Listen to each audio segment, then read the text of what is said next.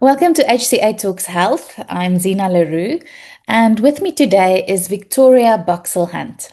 Victoria is Chief People Office and Group Operations Director for an international family office, and she's also a certified health coach, speaker, and wellbeing consultant, as well as an HCA ambassador. So it's really lovely to have you on the show today, Victoria. A warm welcome to you.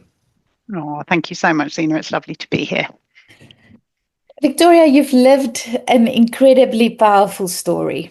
Can you take us through the journey that you've been on in the past few decades and please share with our listeners what you've experienced?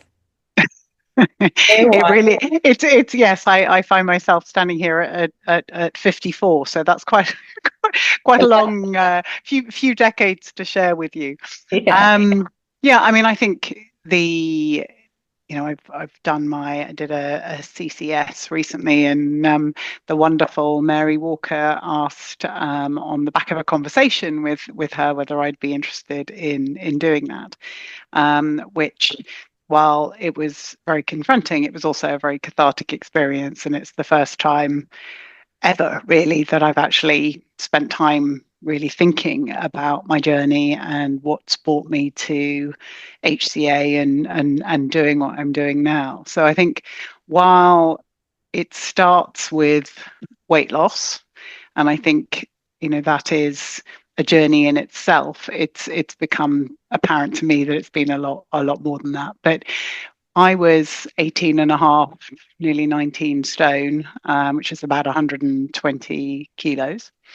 And now I find myself, as of my scale this morning, at about 63 kilos. So nearly half my body weight. But in reality, it's been, you know, more than that, because it's never a straight line. It's never a linear process. It's always a little bit here, a little bit there, and add a bit more and take a bit more off. And I think it's been a journey to where I find myself today. So I think when I was examining it as far as, or thinking about it as far as doing my CCS, I think for the first time in ever, I looked back at it and thought, well, why has that journey been the way that it's been? And I think a lot of it comes from my childhood, and I grew up in a very, very happy home. But I think at sort of 16, I have never been formally diagnosed, but I know now that I have dyslexia. And I think that for me, it was very, very difficult at school. I never felt like I was keeping up and I was good enough and I was capable enough. And I think in reality, that's probably a big part of where my journey with food comes from. Mm. And I think the food became a comfort. It became an escape. It became something that was, reasonably socially acceptable, and it gave me something that was missing, in a weird and wonderful way. So I think that's probably where that journey begins. And I gained, I was a little bit overweight as a sort of young teenager, and then a little bit more overweight as I left school, and then I went to America when I was nearly 18, and I was there for 18 months, coming up for just over 20 months or something, away from sort of prying eyes and on my own. And over that period of time, I gained a lot of weight. And as much as I knew I'd gained weight, I didn't really realize how much I'd gained until I came back, and I was then, the mirror of seeing people's reactions to how I had grown. Really was a difficult place and very confronting. Mm. And then I think it really became this sort of yo-yo, right? Okay, I'm going to go super extreme, and I'm going to, go to the gym for however many hours of the day I can fit in, and I'm going to stop eating altogether, and I'm going to try these crazy diets and pills and potions and whatever else. and I'd lose weight. And then, there would be something that would mean I'd plateau, and then something else that would happen, which would mean, I'd go back to eating again, and I'd gain it back again. And then, you'd go through varying different cycles, and it goes on for a really, really long time. And I think, anybody that's experienced living with obesity or with, being kind of heavier, there is always this sort of voice in your head, or this, when this happens, and when I get to this, and for that holiday, or for that wedding, or I'm going to do this, or I'm going to do that. And there's always a kind of sort of negative tone to whatever it is you're doing, because of how you feel about yourself. Mm. So I think, the journey has taken you through, 40 years, um, and try and give you, I guess a little bit of a flavor of it. But it would be, the cycles of dieting. Sometimes it would be, very successful, and I'd feel on top of the world, and I'd feel like I was really, really, I'd broken it this time, I'd got it this time, this was it. And then something would happen. And sometimes it's not necessarily food related or gym related, but it's life related, a job change, or a country change, or a relationship breakup, or a sick parent, or a sick grandparent. And I was living away from home, living on the other side of the world, and that would be a trigger for more food, or, and I think probably booze at some stages as well. Have been difficult for me. They've been methods that I've used to cope. And the weight, and it's the toxicity. I think, you build up the inflammation and the toxicity in your system. And then you feel rubbish, and you go into those darker places mentally. And food, was the thing that gave me that little bit of comfort on those not so bright days. Yeah. But I'm sure you've learned a lot of lessons throughout this journey. And you've mentioned earlier that yes, you did lose a lot of weight, but it's so much more than just the weight, if I understand correctly. Can you talk us through maybe some of these lessons that you've learned, and maybe some of the deeper layers when it comes to emotional growth and mental and spiritual journey that you've been on in the last few years?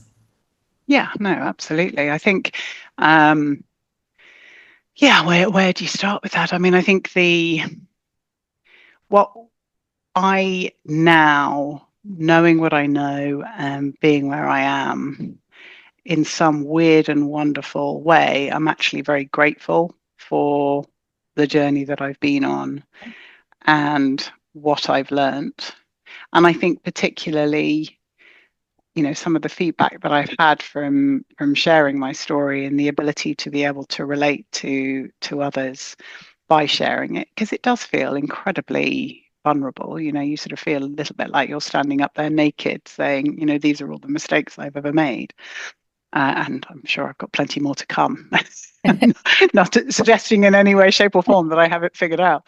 But I think, that sense of life happens, doesn't it? And I love the Viktor Frankl quote about, that ability to be able to find some space between stimulus and response. And it's wonderful now, with a little bit more understanding, education, and life experience, to be looking back on where I've come from. Mm. And I think, there's a light and dark to everything, and there's been some amazing life lessons in there. I wouldn't necessarily want others to repeat those life lessons, but I think they are all, they make up who I am today, as, a mother and a sister and a wife and a friend and a colleague. And, that all, I think, is the rich tapestry of life. So I think, from a spiritual perspective, I think what came up for me when you use that word was very much around my mum. And I think it was really, I was very close to my mum. She was diagnosed with leukemia. Um, she died 5 years ago in August, so she was diagnosed about 15 years ago now.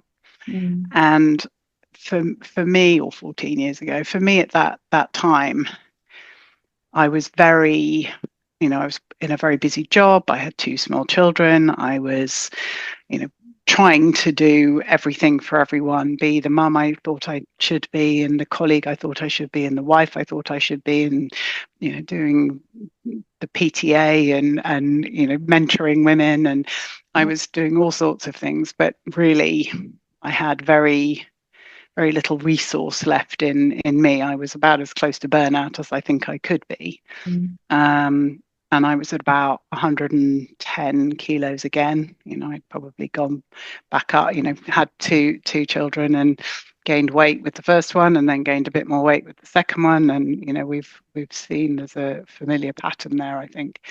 And really just, going back to work after having the second one and just thinking, how the heck do you fit two full-time jobs into the same 24-hour period, and feeling down on myself and just not knowing really how to fit it all in, looking around and seeing other people doing it and thinking, well, if they can do it, surely I can do it. I'm capable. I can do this. But really, really struggling with the ability to be able to fit it all in, and not feeling like I was doing anything particularly well. And then when my mum was diagnosed, it was one of those moments in time where, she had four daughters in their 30s and early 40s, and her life had been about being a mum, and she really, really wanted to be a granny. And so many of her friends had their grandchildren, and she was, she didn't put any pressure on us, but we all felt she really wanted to be a granny.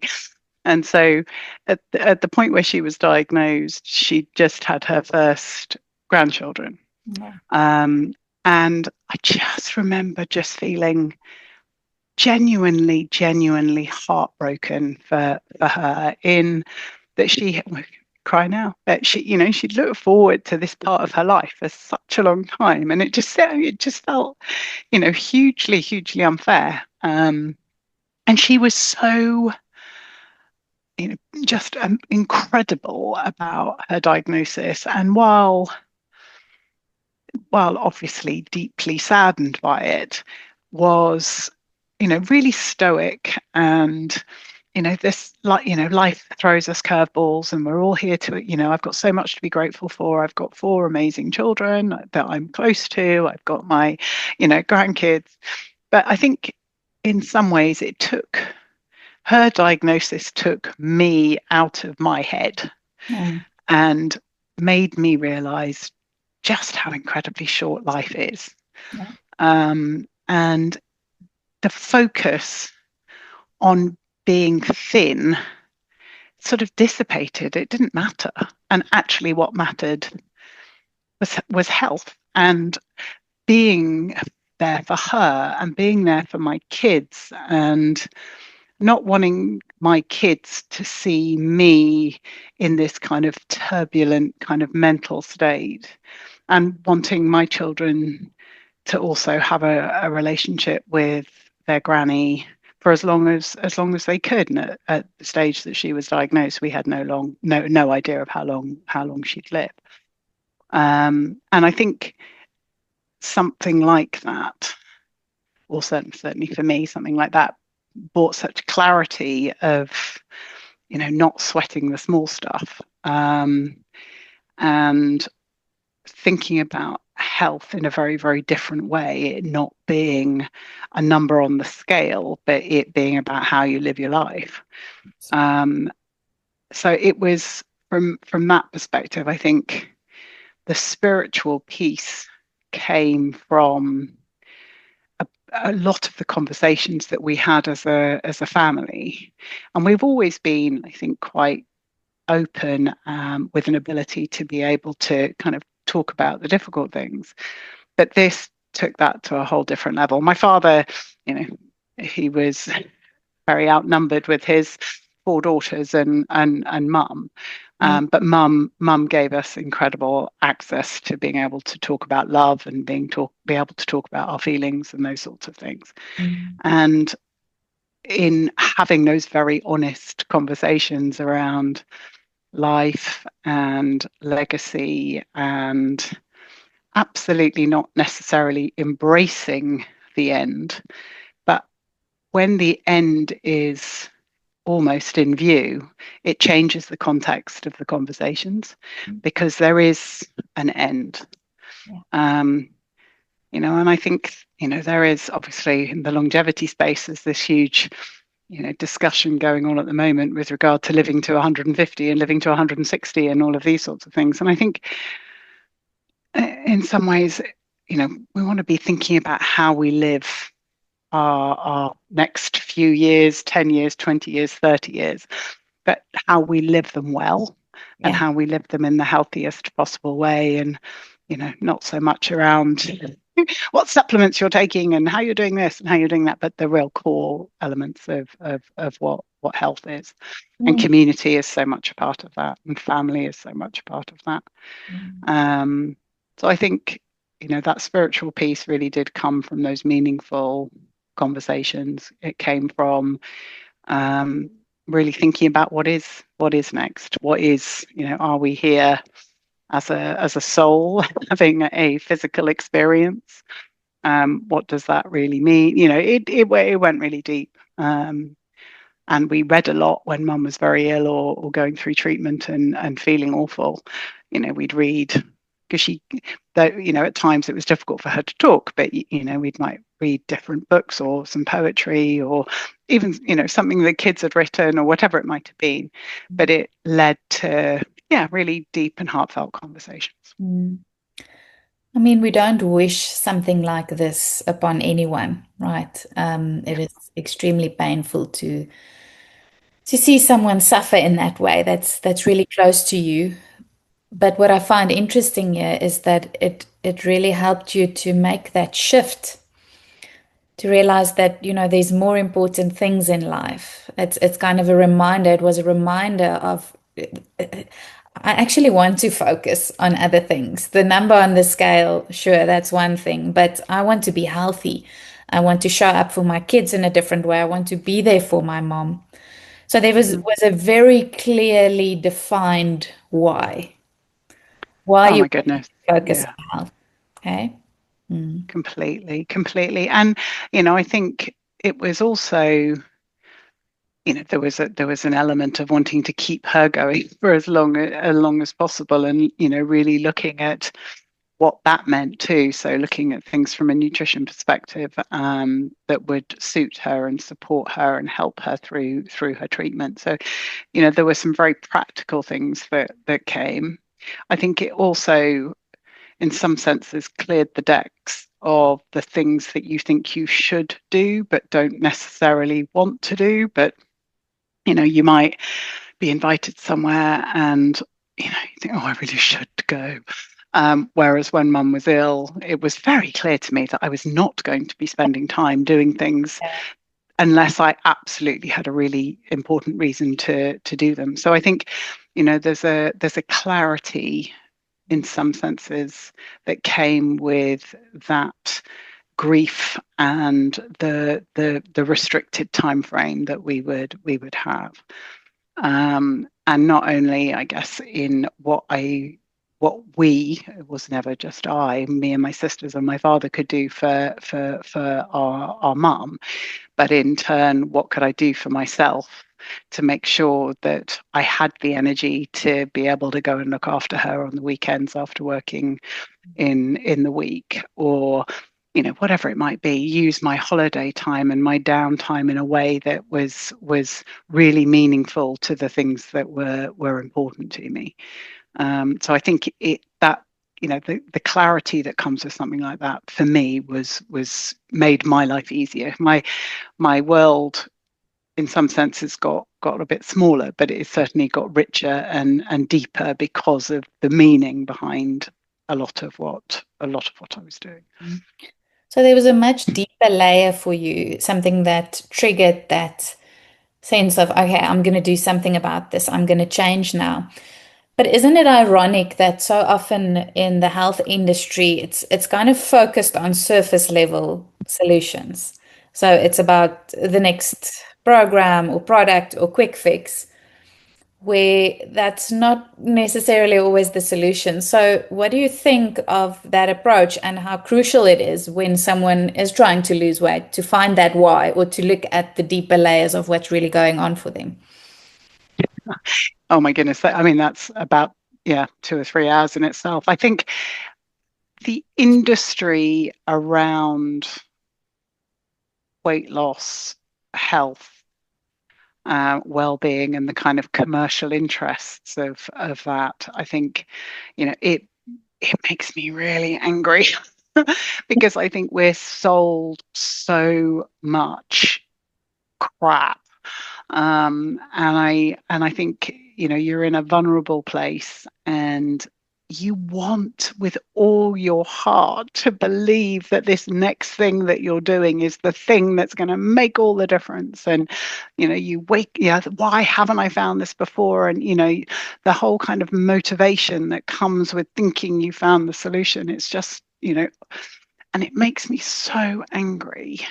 And I think there's so much sort of conflicting information out there that everybody can't help, not everybody, but a lot of people can't help but feel like they're failing. Like, it's me, it must be about me, it must be that I'm doing something wrong. And genuinely, it's not. It's not a lack of willpower. It's not the calories in, calories out. There's so much crap out there that people genuinely don't know where to start. And going to bed at the same time and waking up every day at the same time, like nobody's monetized that yet. And eating whole food and thinking about things that serve you in a kind and compassionate way, you know that hasn't been packaged yet. And I think the ability to be able to commercialize the fundamentals of health is at this moment in time eluding us.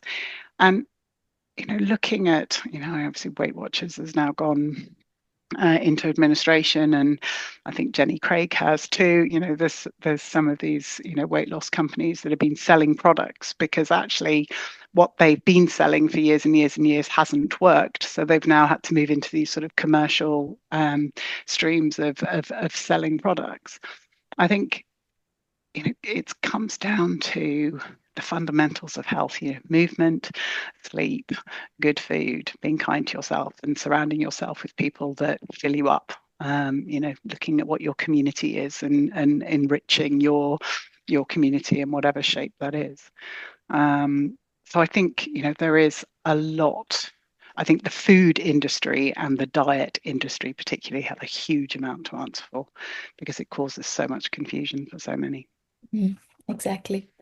You've mentioned kindness and compassion.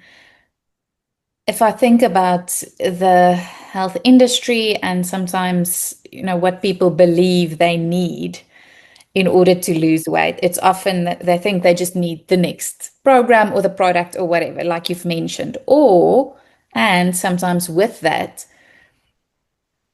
almost a sense of being strict with themselves or harsh with themselves in order to lose that weight. It's almost like a punishment. And the fact that you haven't lost that weight yet is because you're doing something wrong, as you've explained. But now you've mentioned kindness and compassion. Why do you think that kindness is often so underestimated in this process? I think it's where Mary Mary Walker and I really really connected, because I think the way that she talks about self-compassion, Mm. I mean, I mean, she's got such a beautiful